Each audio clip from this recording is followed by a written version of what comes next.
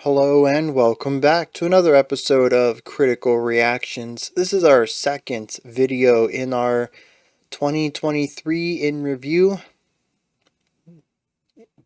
Yeah, I don't really have a nice title for all this. I always come in, I'm so used to saying, another episode of Critical Reactions, but we're not critically reacting to anything, and I already used that joke last time. Speaking of last time, we checked out a few EPs from last year that I felt were worth putting a spotlight on. Today we're going to do that same thing, but with albums. The grouping that we're checking out today is what I call fun rides. The albums that I enjoyed from start to finish. Don't really feel like there was a dull point in any of them, but just didn't stick with me enough to warrant a second listen. Those things that I really enjoyed and would recommend to others, but just didn't get stuck into my mind, my head. I couldn't, I never added them to my library, that kind of deal. That's what we're going to be looking at today. They were, in essence, fun rides. Things that I want to highlight and put a spotlight on, but maybe not the stuff that was in my top 5 kind of thing, right? This was like still the cream of the crop of last year, but not the top of the top of the top of the top. Not the cream that rose to the top. Some cream that sits just below. This is getting ridiculous. Let's let's dive into this and yeah, this is I don't know. The first album, right? Let's go there.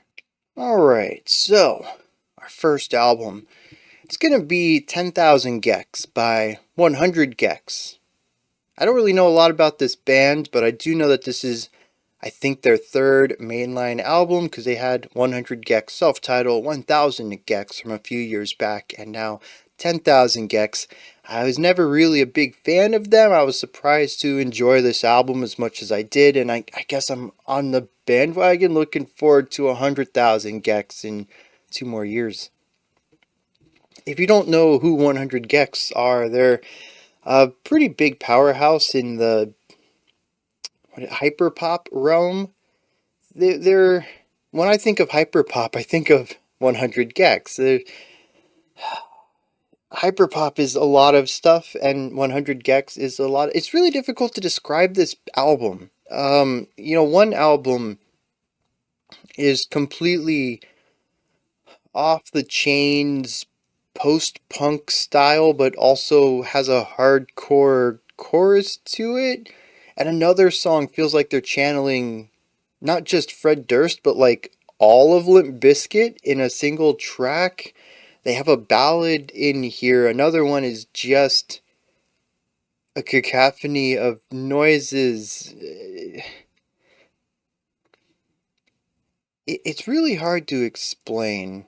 I think the best thing I can say is that these two people in the group seem to have been influenced by a lot of music. Certainly there's an emo side in here, a little bit of post-hardcore, some punk, some pop music, hip-hop, um, I don't know, ballads of the 80s and 90s, just in general, that sounds. And it's all been funneled through the glitch production that's been growing in popularity over the last however long. To me, it feels rather recent, but I'm sure it goes a bit past that. Probably like 10 years, and that might be a little bit of a undershot there. And all of that distorted through the lens of memes. When I say that this is Gen Z music, I don't mean that as a negative, but it does feel like often it can go right over my head and that I don't understand what's going on. I'm bedazzled in amazement. I don't quite get it, but I'm enjoying myself. And I think I'm just a little too old to be listening to 100 Gecs. But at the end of the day, I enjoyed myself and I did come back to a couple of the songs a few times just because they are legitimate earworms. I don't really know what song to pick for this, so I'm going to let producer Bryan figure that one out, but whatever it is, I'm sure you're going to be confused and possibly interested. There really isn't regardless of what song it is, just know that this is barely the tip of the iceberg and that there is so much else going on with this album. I bought a tea, it's hot as D's, it's 100 degrees, apply the lotion, I'm swimming in the ocean, no it's not commotion, I'm sinking, I'm floating with divas, junior cable, and I'm sleeping when I'm able, but the divas on so loud, it hurts my brain, and the divas, junior cable, and I'm sleeping when I'm able, but the divas on so loud, it hurts my brain.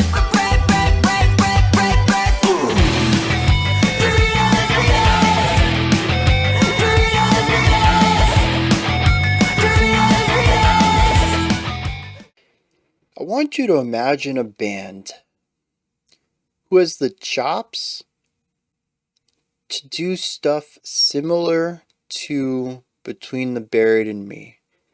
They have a vast knowledge of how to write all sorts of subgenres in the rock and metal sphere, and they choose to write only songs like Ants of the Sky. Songs that always go in very weird directions. There's no continuity.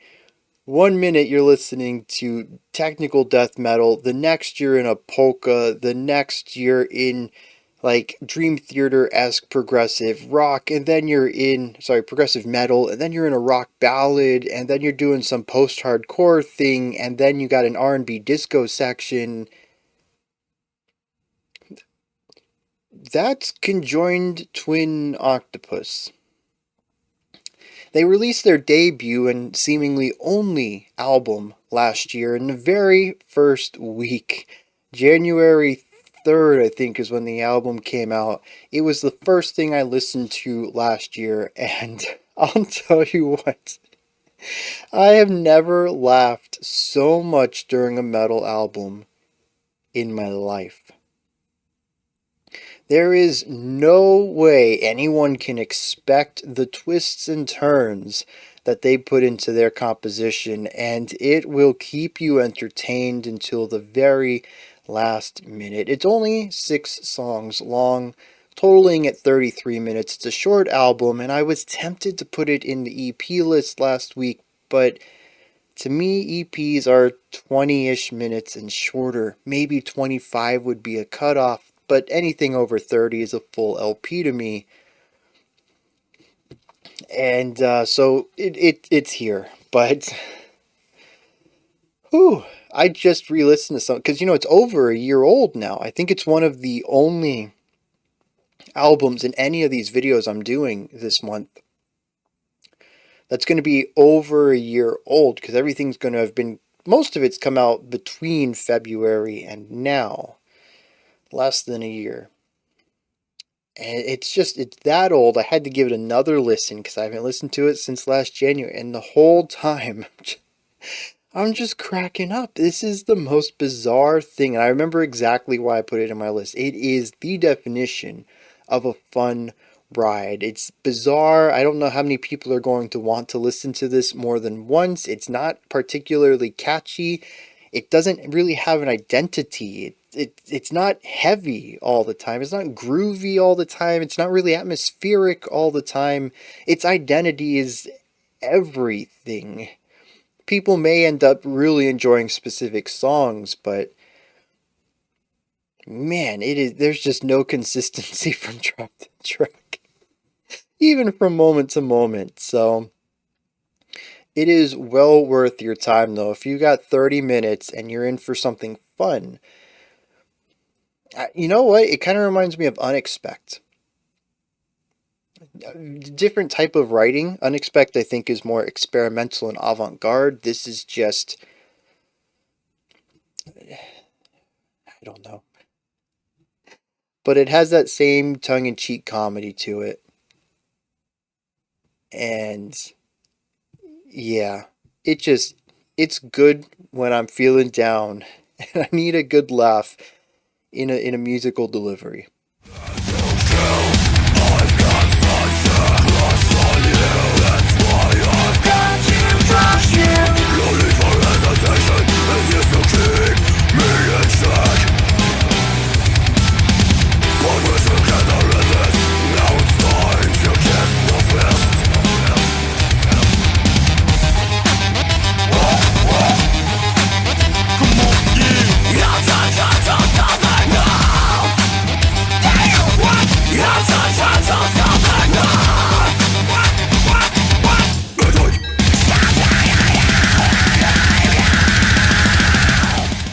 Conquer Divide is a band that we've had on the channel a couple of times doing reactions to their stuff, and their latest album was just as good as I expected based on those experiences that we've had with them already. They are the perfect Venn diagram between hard rock, alt metal, and pop. It's actually really cool how it all fits together, and it kind of checks all the boxes I want out of music. It has a lot of contrast, a lot of dynamic elements. There are certainly catchy melodies in here. There are dual vocals. We have layered cleans and harshes. We have great riffs, bone-breaking breakdowns. It's got everything. It is exceptionally well produced and can swing wildly between the two extremes of pop and metalcore. It is very cool at every moment. The one track I want to play for you, I'm going to chop it up a little bit. I'm going to give you a little taste of one section, and then I'm going to seamlessly, Editor Bryan, you're in charge of this, seamlessly transition to the bridge and then the final chorus. I'm going to try to get all that into a nice 30 to 40 second bite-sized snippet for y'all to kind of showcase everything that this group does well.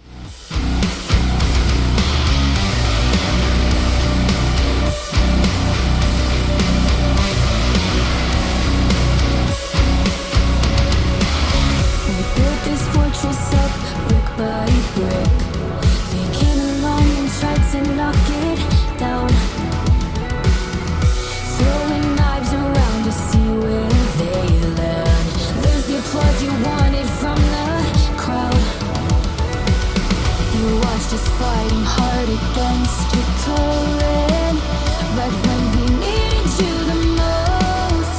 Oh, don't you see, don't believe a thing that you say when it was easy to let go. You turned your back and wasted my time. It's all that you are, so don't look back.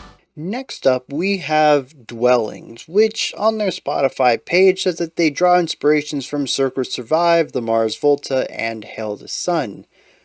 I'd like to add one more to that.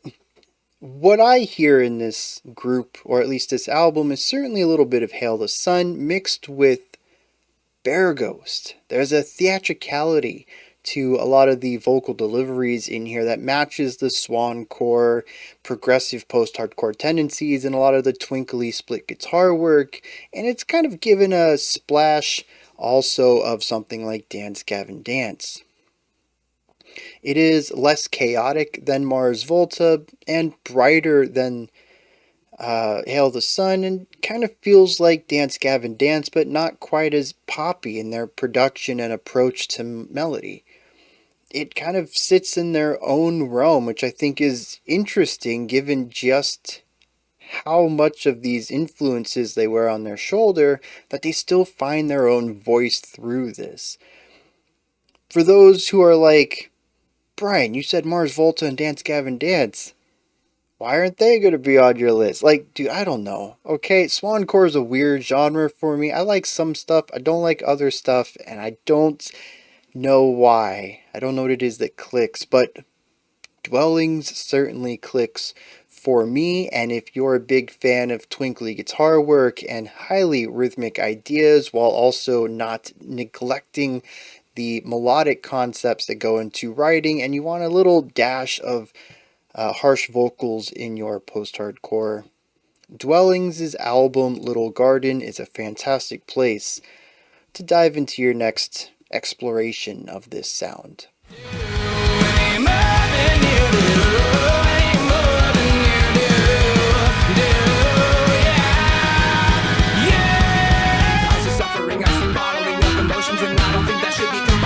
Despite the nature.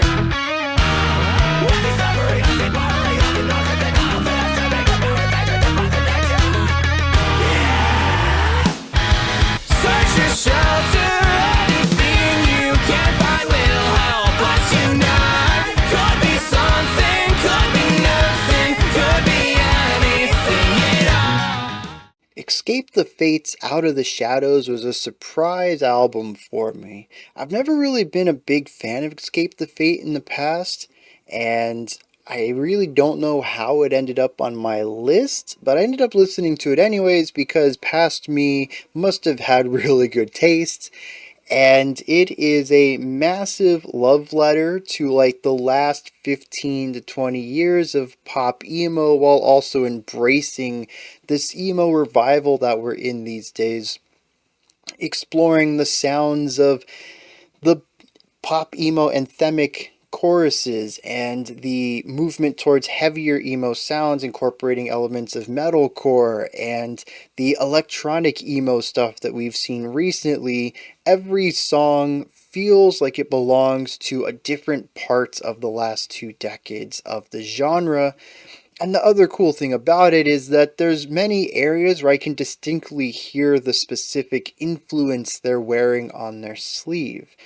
It feels in a lot of ways like Sum 41's Chuck album, which to me was a love letter to alt rock of the time, borrowing many melodies and styles from popular bands of the time that felt like Sum 41 was saying, hey, these bands mean a lot to us, we want to write some stuff like it.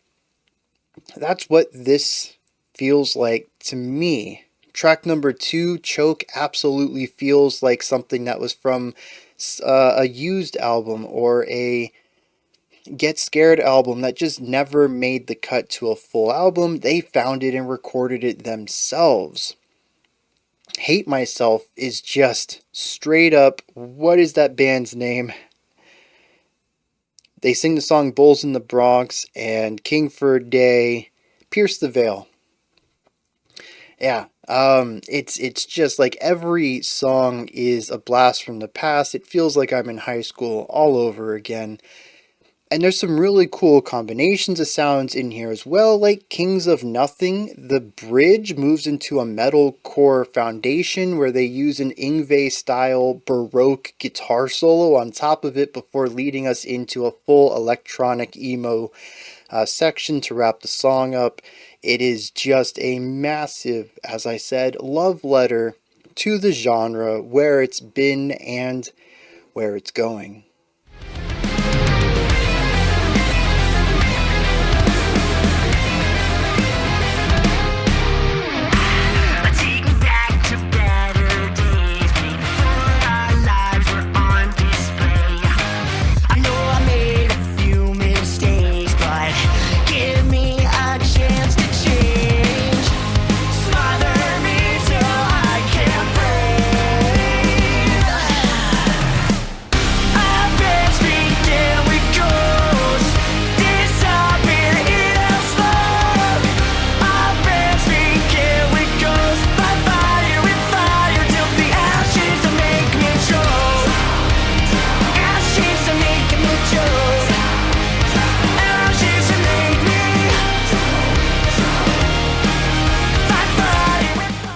I don't think I know enough about the pop world to really speak about this one in any sort of definitive way. Particularly also because I don't think I listened to enough pop music last year to say that this was one of the best ones there. I think it's one of the few pop albums that's going to show up in any of these videos this month. But I can say that I enjoyed my time with it. Primarily, I think because every track explores a different side of pop.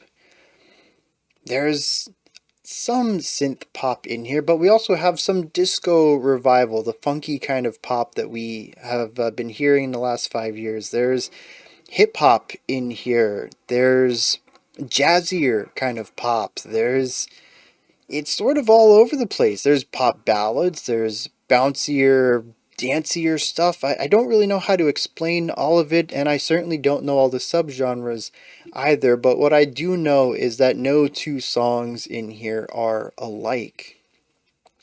There's also a plethora of vocal deliveries throughout here. We have rapping, we have more classically trained singing, we have the sort of semi self trained pop singing that just feels less theatric, I suppose. It's sort of all over the place, and they're mixed and matched in interesting ways as well. We have some rapping over R&B songs, but we also have rapping in hip hop style tracks, and we also have singing over hip hop style tracks. It's just, like I said, if you don't like a song, skip to the next, and there's going to be a completely different idea going on there entirely, not just timbre, but composition as well. It is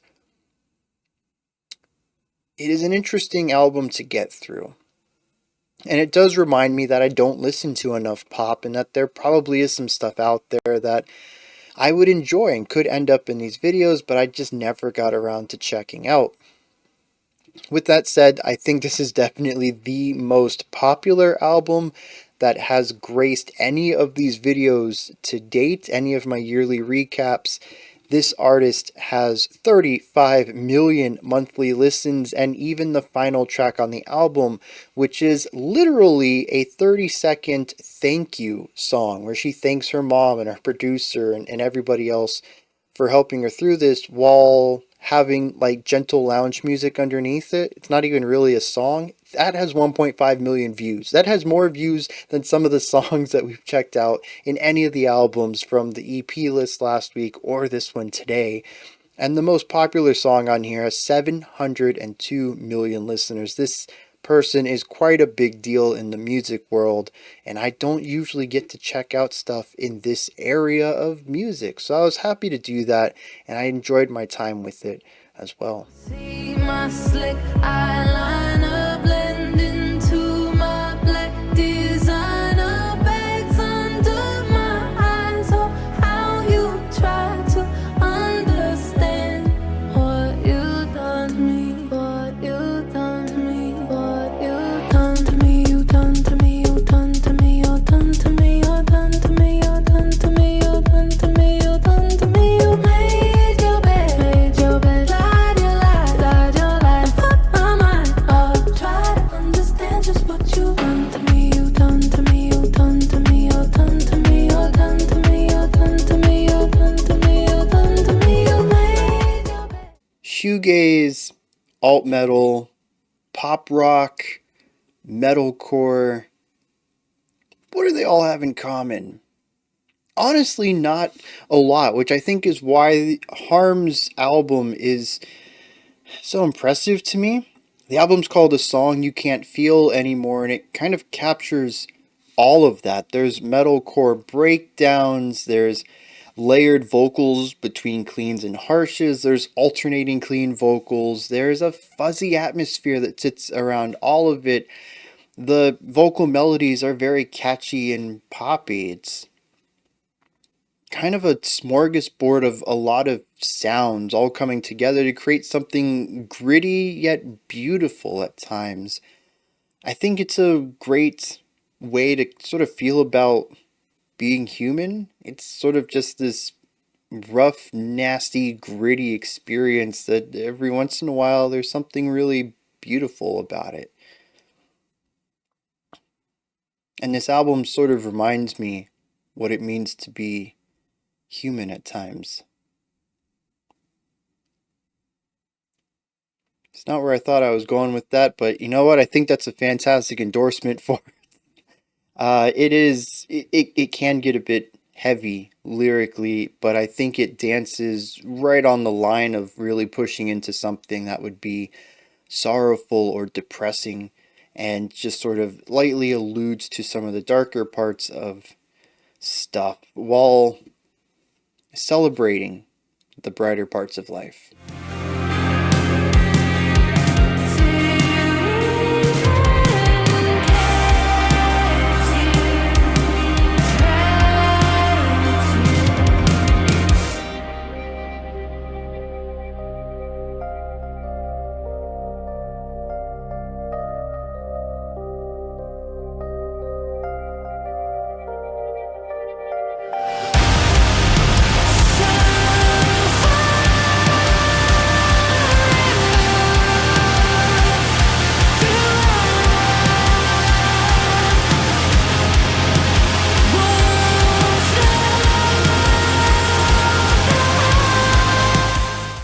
Hot Milk is a band that I've been keeping tabs on for a couple of years now, ever since they were called Spilt Milk at one time.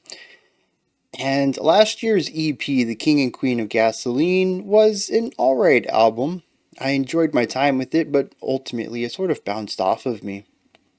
And so when they released an album called The Call to the Void this year, I was a little hesitant to get into it. But I'm glad that I did. This album is all of the pop adjacent rock stuff that I grew up with in as a teenager. There are pop rock tracks in here, pop punk, pop emo. There's even what I would call in some places pop hardcore, which I think they are on the cusp of helping create right now. I don't remember this being a thing back in the day. Um, and each song is sort of a love letter to many of the bands back then.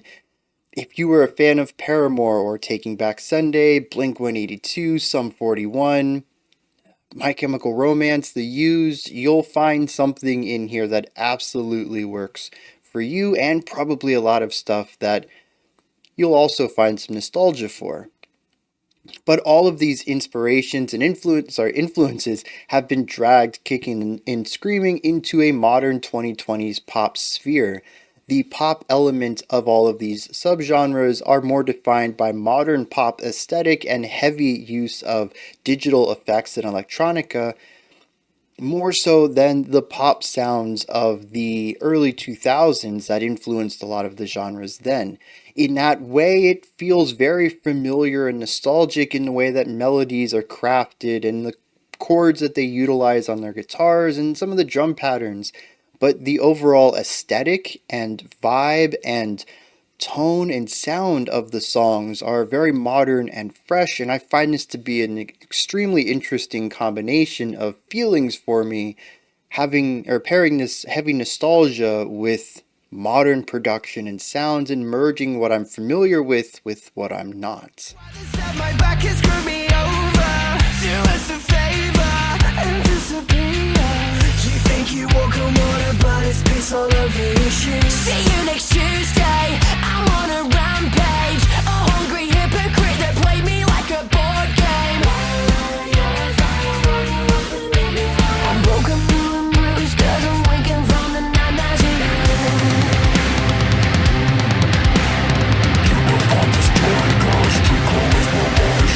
Always said that you died for me, but I won't lose sleep over your dead body.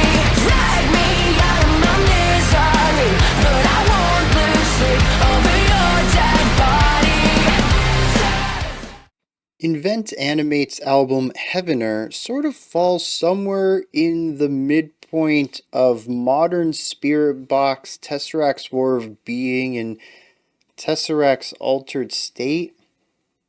It is, I think, metalcore or new metal at its heart, but it has syncopated tendencies through a lot of its writing, giving it more of that gent feel, and some of its most aggressive moments absolutely feel like something you would hear from War of Being. But it has a gentler side to it as well, one that is absolutely dripped in pop melody aesthetics, pop production, heavy reverb, and tons of gorgeous falsetto. not normally words I think I would attribute to aggressive metalcore and breakdowns, but something that I found consistently worked for me. The heavier elements of this album are contrasted nicely with these ambient atmospheres that create these, I don't know, heavily gazy and gorgeous yet gritty soundscapes paired with layered, reverby, falsetto voices creating these gorgeous harmonies on top of still rhythmically crafted and punchy guitar and drum lines. There is a spaciousness in this album that it finds in these moments, and the contrast it creates against the driving, aggressive metalcore sections is phenomenal. The ways that it finds perspectives on bringing the two sides together are really where it stands out for me. Where the silence between the syncopated genty bits hold these gorgeous, gazy, reverby atmospheres. And it's this frequent back and forth between beauty and beast.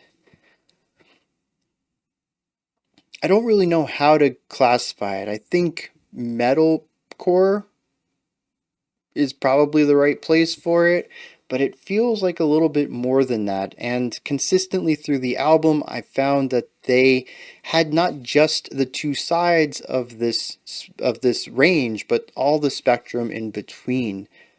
It's impressive, I found, to listen to how many different ways and how much of a level their ambience or their aggressiveness could be.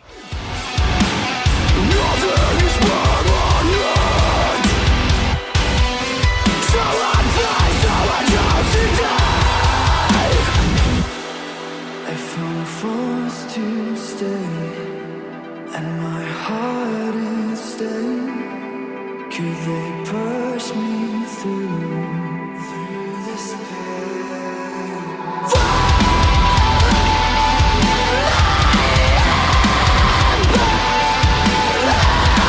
Holding the weight, knowing my face in ever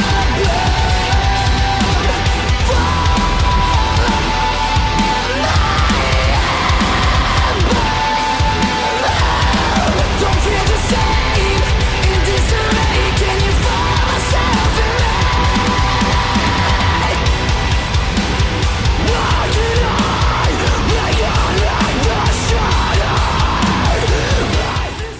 Anyone who's been paying attention to my ramblings for long enough knew that this album was going to end up on one of these lists somewhere. This is Periphery 5, Gent is Not a Genre, by Periphery. They killed it again. This album is simultaneously everything that I think of when I think of Periphery, plus things that I would not expect, all of it wrapped up in a package of self-awareness and fun. I think fun's the right word. They don't seem to really care about making the best music. They just want to make stuff they'd enjoy playing and listening to is kind of the gist I get from this album. Not that I think in the past they've ever written anything they didn't like, but just this feels unrestricted.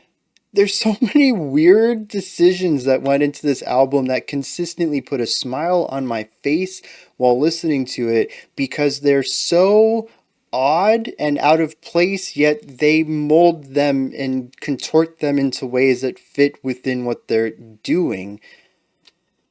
I'm tempted to just straight up play one of their pop tracks off of this album, which Periphery is a progressive metal band. I don't think anyone would expect that. But I think for my little snippet, I'm going to play the introduction into their Backstreet Boys segment in track 3, Wax Wings, because there's a Backstreet Boys segment in Periphery's album. And it's done so well. Why? Oh man.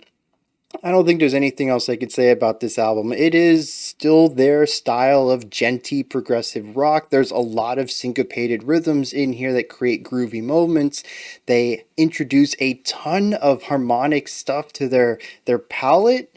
They paint with all sorts of interesting chord relationships and note intervals, and they create so many jazzy moments in here that most bands don't explore. They really take the term progressive and incorporate so much of other types of music into this outside of just having that progressive metal sound. It is everything I love about Periphery and stuff I didn't know I loved about them that I do now.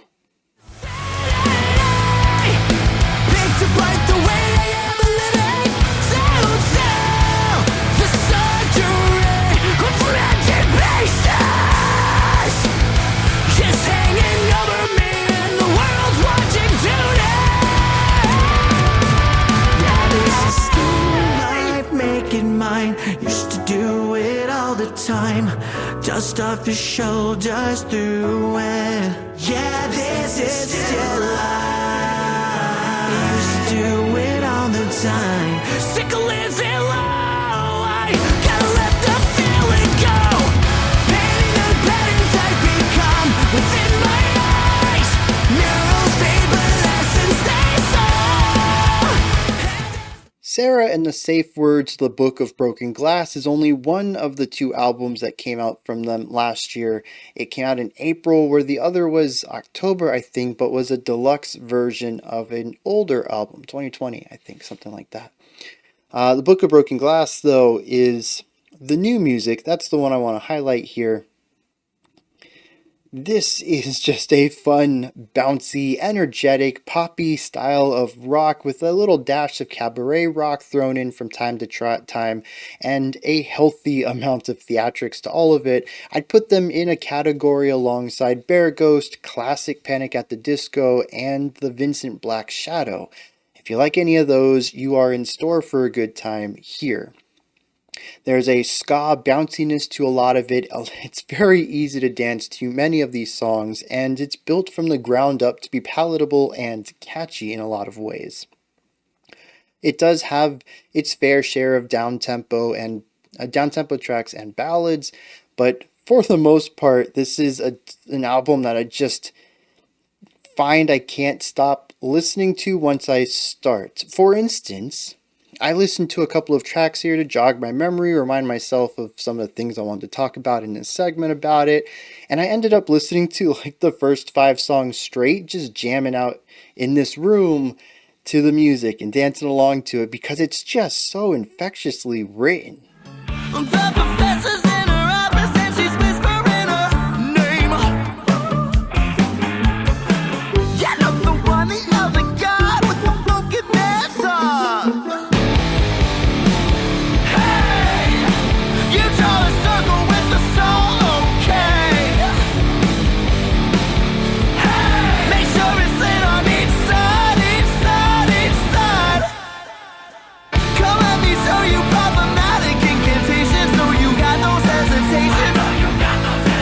Oh, but I think I know the reason we'll be making those abrasions in a minute.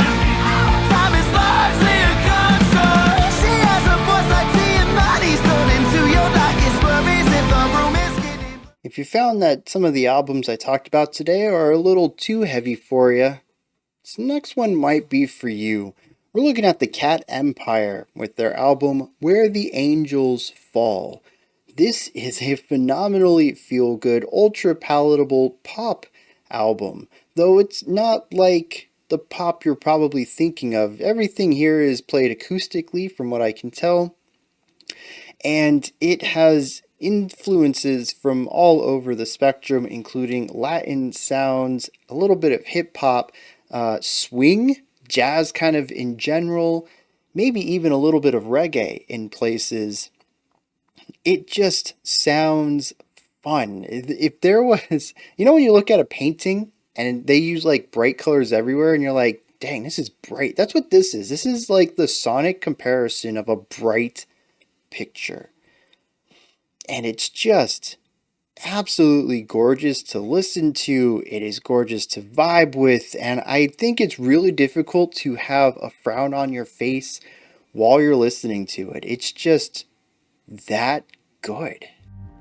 At the tree by the steeple, there's a song that keeps repeating. It reminds me of last night. is it the son of a preacher? Man, how'd you go and read my mind? Because you're such a cliche, but you know I wanna go deeper. La la la la la.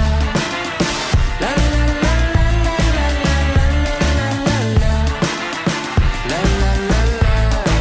La la la la la. La la la la la la la la. La la la la. When the waves lap soft and the moon beams high, will the rhythm of your body meet the promise of your pride? The shadow of your face is mirrored in my mind. Is this just a The ongoing concept is a band that I kind of wish I knew more about before getting into their 2023 album again. Each of the tracks is a phrase and then the word again, such as amends again, feel again, you will go again. What I didn't realize the first time I listened through this is that these are all covers of their own music in drastically different ways. It's almost as if they took a smorgasbord of works that they have created in the past and reimagined them today. Oh, you know what? This actually kind of reminds me of, actually, my last video, Pool Kids, when they did their reverbed and slowed versions of their own songs. This, I feel like, is more of possibly, this is the music we used to make, we've grown since then, let's put our modern spin on some of these older tracks. I've gone and listened back to the originals on a couple of them, and it's kind of, well, there's no clear winner on which one's the better version, and I think that's one of the best things I can say about any sort of remastering or remaking of an idea, is that they complement each other. The originals and these remake covers are both good in their own rights. They're doing things in very different ways. So that was a really interesting thing that I realized about this album to begin with, but that was after the listening process. I was kind of hooked during the listening process, and after re-listening to some of these tracks, I almost wonder if this album shouldn't go into my eternal spins category more so than fun rides, because I kind of want to go through this again and again and again. I find it very interesting that at least back in March, when this came out, I probably would have gotten around to it around April or May probably, that I enjoyed it enough to get through the whole album and to write it down and give it positive notes in my spreadsheet, but not to put it back on sometime in the future. Because after listening to it the second time, I'm hooked. When I'm done recording these, I'm probably going to spin this again. But for now, because this is where it is, this is going in the Fun Rides video, but yeah, it borders on eternal spins. Here's the thing that catches me though, because this is going on quite a bit too long. This is some super funky, jazzy, bouncy, alt rock, light alt metal maybe in some ways. It has a massive expanded harmonic palette. They have some beautiful, gorgeous harmonies in here that kind of sound close to the disco revival stuff that we're hearing in the pop world. Everything has a nice funky syncopation to it.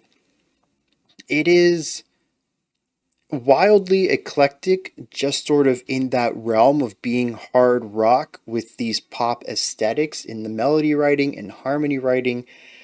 But it also has metalcore screams. I gotta keep myself from wearing thin. I never want to come back to this again. Oh, I gotta keep on trying.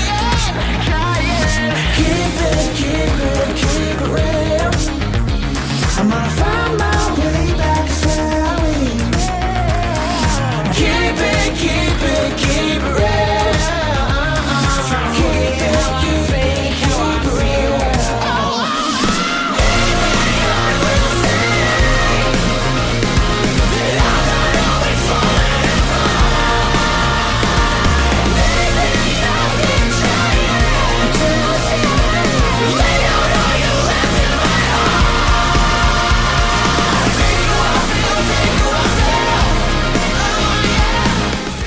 The Wise Men's Fears 2023 album Atlas Ruinica isn't really anything that I think stands out in any one particular way. It's not hyper eclectic or mashing together of uh, odd genres. They're not doing anything that's really innovative either. A lot of it is iterative, but I think that's where they really sit and stand their strongest. It's not that any one thing stands out, it's just that everything is done to such a high standard, and they've really honed in what it is to create this specific kind of post-hardcore, metalcore area of music. As I listened to the album, I couldn't help but notice some similarities with some music I've enjoyed in the past, that being particularly Crown the Empire's first two albums. This feels like a spiritual successor to that, a third album that Crown the Empire never put out, because they only put out two albums. This is exactly what I wanted out of a third album from Crown the Empire, and The Wise Man's Fear is delivering it. There is a strong post-hardcore foundation that almost every element of the song returns back to in some way. We do deviate from it from time to time to explore harsher, heavier, more aggressive sections, and there's some blast beats, and I'd even say quasi-deathcore stuff going on in at least one of the tracks. But no matter how far away we get, how hard and aggressive and just metally things get, we can always return back to a poppier chorus and some lighter guitar work and a nice post-hardcore melody writing. It allows me to explore some of the harsher sides of metal in smaller amounts, smaller doses. I suppose it's been a way for me to acclimate to some of the more extreme metal that I've been subjected to over the years and find ways that I can enjoy them within a context that I know I already love.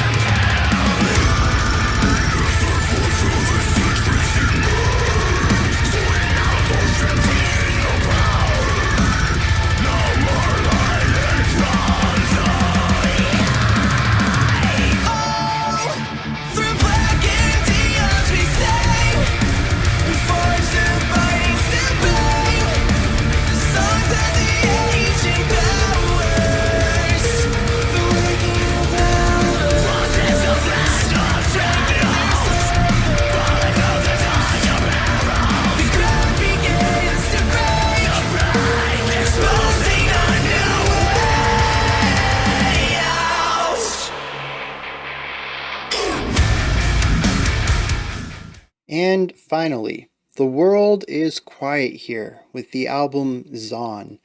This came out all the way back in January. Honestly, when I saw it in the list, I didn't remember a thing about it. When I went to re-listen to the songs, I had no idea what I was in store for, but after just 10 seconds, I immediately recognized why this was in the list, and I went through the entire album again. This, I think, is technical death metal, something I don't know that I would have been able to place last year when this came out, but that I am acutely aware of right now. It is a bit much in a lot of ways, but the progressive tendencies in it intrigue me from a harmonic and melodic standpoint. There's also a ridiculously high skill level in playing everything here, whether it's the fast, quick, palm muted runs that we have on the guitars, or the ridiculous drum fills that are all over the place, or even like the 50 different harsh voices that this dude has. Every song feels so different from the last, yet I can easily see threads that tie them all together. This is certainly an album that feels exceptionally cohesive, where each track is its own identity. beyond that, there's also an entire world of ambient rock writing in here with some of the wildest operatic. They're not operatic vocals, but they are opera adjacent vocals. He utilizes theater projection with his vocal delivery. There is a very wide vibrato on them. It, I'll be honest, it was a bit weird, odd the first time I heard them, but I acclimated quickly, and I think most progressive metal fans would as well. I mean, that's sort of the point of the genre. If you're a fan of progressive metal, you're probably a fan of new and intriguing sounds and getting used to them. All in all, this is an incredibly dense album full of wild ideas, playing around with sounds of metal and some jazzier ideas, some avant garde harmonic concepts, and quite a bit of classical ideas tossed in here as well. There is a ton of sweeping arpeggiation, and I would even liken a lot of the guitar licks to being similar to the way A.J. Minette wrote the guitar licks on the Human Abstracts Digital Veil album at the end of 2000. I feel kind of ashamed. I think that was 2008, 2009, something like that. I can hear a lot of that same style of writing in here, which is probably also why it clicks with me a bit more than this genre typically does.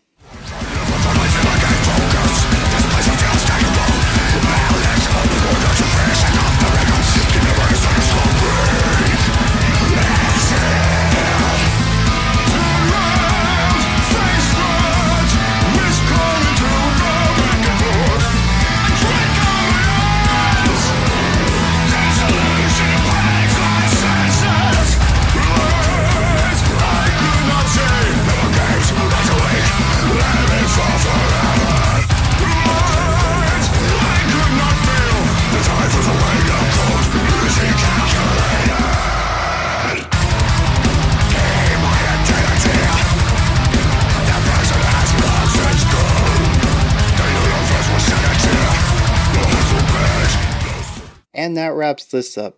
This was the Fun Rides portion of my 2023 recap and explored many of the albums that I absolutely loved this year and felt needed a bit of a spotlight.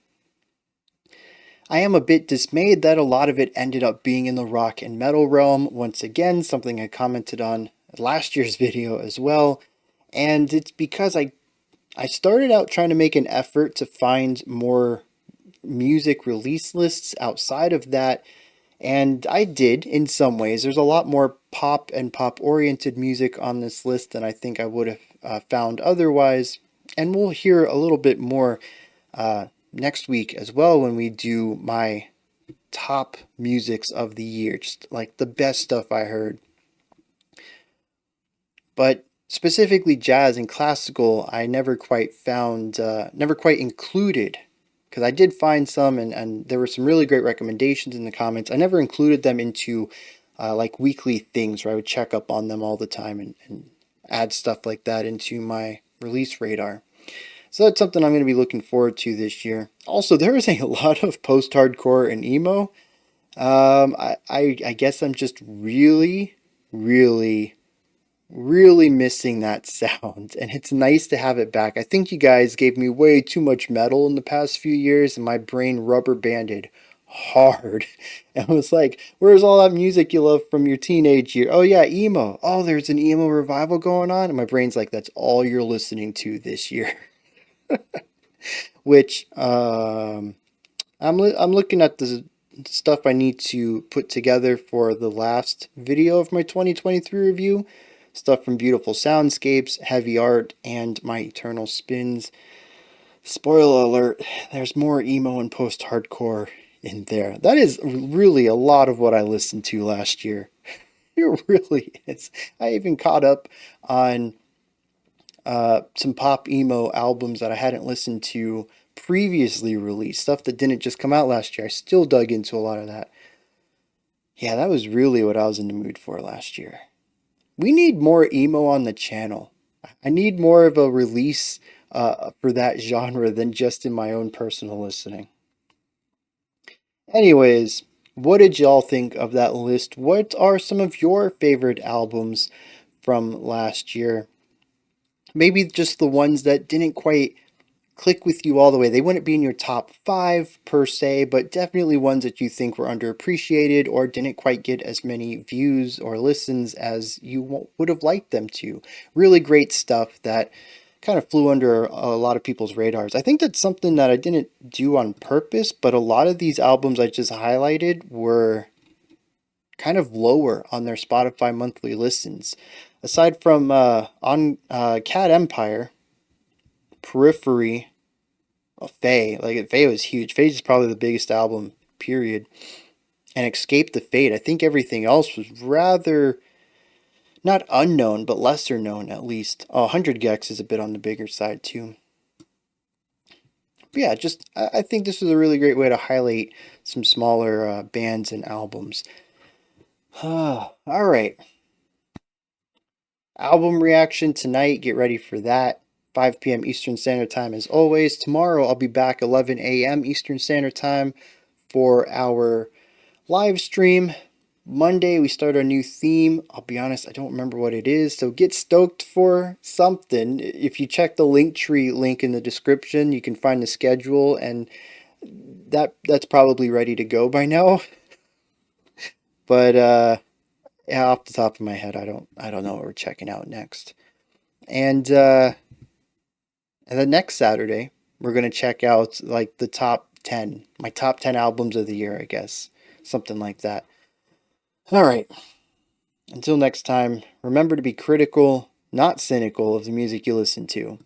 And have a fantastic morning, afternoon, or evening whenever you choose to watch my videos.